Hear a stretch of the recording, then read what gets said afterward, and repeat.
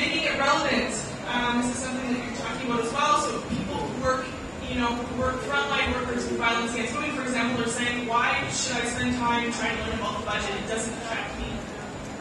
In Canada, women are treated as a special interest group, and so the first thing we have to do is tell people, we are not a special interest group. We are 51% of the population.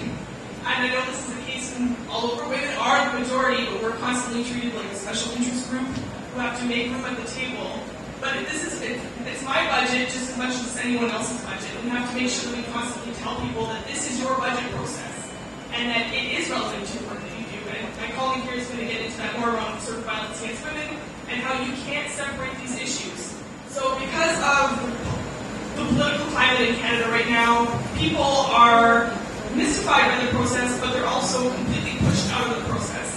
So it's becoming more and more difficult to get involved with budget process at the federal level in Canada because there's a lack of transparency and democracy, quite frankly, to even engage with citizens. So information isn't available on the website. You basically have to be in the know to know when they're even having those discussions.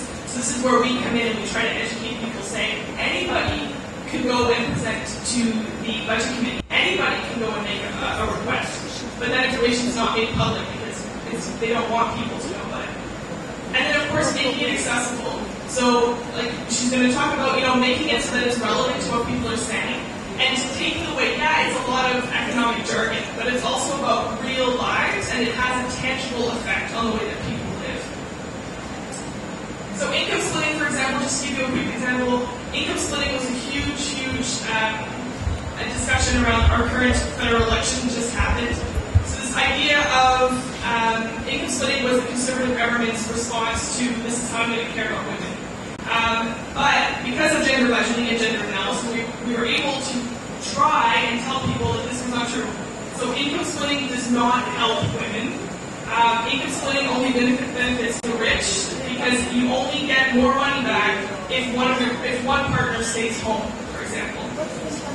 So income splitting is a tax policy which makes it so that rather than filing income taxes as a couple, if you're a married heterosexual couple, or a same-sex couple, you can split your income. But the only way you get more money back is if you're already making a lot of money to begin with, and if one of your partners is making less money. So we can all assume, basically what it does is it encourages women to stay home because it's actually, you can get more money back from the government if one partner stays home and one partner works. However, the illusion is, you get more money back when you split your income. But the untold story that requires a gender analysis to figure out is that it only benefits the rich, first of all. It assumes you're in a partnership with two people, and it assumes it encourages women to stay home rather than to go to work. It's a disincentive to go back to work. After the presentation that we had from Julie, and hopefully that gave you some kind of general introduction of what gender-sensitive budget is, my role is to share just a bit of the experience that we have in Bulgaria. And because we have different examples, I have chosen to give you the example of the work that we are doing in the area of violence against women, and with a focus on domestic violence in particular, just to give you a sense of how this is happening in reality. Because in most of the countries that we have here probably, and as Julie said, it's very difficult in a sense to reach the parliaments that we have and the congresses or whatever bodies we have that are taking the decisions about the money. But what we have in Bulgaria, because we are a republic, we have a parliament. And it's usually the one that is voting the national budget every year, and that's usually taking place in September. It's not a very open process, as you can imagine. So it's usually for us to learn what's going on through the media. If the media is good enough to grab the information on time and to give it to the public. And because we are an NGO, we are always trying to have connections within the different governments and the cabinets, meaning that we are usually trying to have personal contacts with the people working for the different ministries, and in this case, especially with the Ministry of Financial Affairs, the Ministry of Justice, and depending on the issue that we would like to take into account, the Ministry of Internal or Interior Affairs. It depends. Because the governments are changing. In our case, every 4 are changing, faces are changing, and their understanding of our budgets are changing. But usually there is a kind of a certain middle level of people being experts in the different cabinets and governments that stay there. So that kind of people, we are usually having the best bits of information that we need in order to do our job.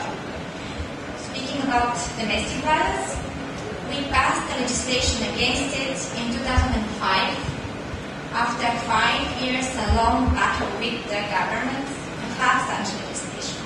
And in a sense it was only a result, in a sense, or not only but mainly, because of the push from the European Union. At the time, we were in process of becoming a member of the European Union, and it was one of the requirements of the Union to have a gender-sensitive legislation.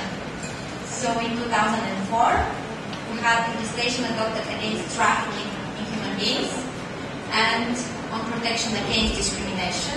And it was only in 2005 when we got a special piece of legislation against domestic violence. And according to that law, we were supposed to have a special national program that was to be created months, and that was supposed to have the numbers, the finance for the implementation of this particular piece of legislation. Because otherwise, as you all know, without money, any law wouldn't work really. Well, gender budgeting should really be understood in a wider context. The macro issues that was pointed out is very important, the context of the situation and the policies.